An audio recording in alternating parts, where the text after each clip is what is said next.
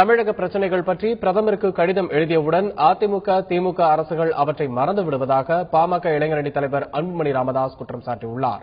கோவை காந்திபுரத்தில் அன்புமணி ராமதாஸ் பங்கேற்ற தொழில் வளர்ச்சி மற்றும் வேலைவாய்ப்பு குறித்த கலந்துரையாடல் நிகழ்ச்சி நடைபெற்றது. அப்போது பொதுமக்களின் கேள்விகளுக்கு அவர் பதிலளித்தார். ஆட்சிக்கு வந்தால் தமிழகத்தின் பிரச்சினைகளுக்காக பிரதமரிடம் நேரில் சென்று பாமக முறையிடும் என தெரிவித்தார். தமிழ்நாட்டுடைய பிரச்சனை சிலருக்கு மத்திய அரசு சார்ந்த அனுமதிகள் தான் தரணும். அதுக்கு இவ்வளவு காலமா என்ன பண்ணிட்டு இருக்காங்கன்னா, இவன் அம்மா என்ன பண்ணுவாங்க, பிரச்சனை உடனே லெட்டர் எழுதுவாங்க.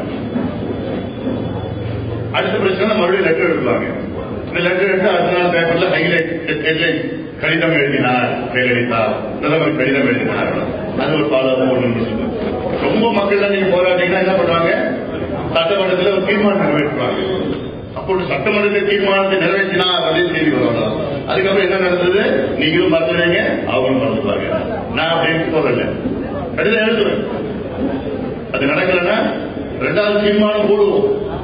அது நடக்கலன்னா அதுக்கு டெல்லிக்கு போயிடுவேன்.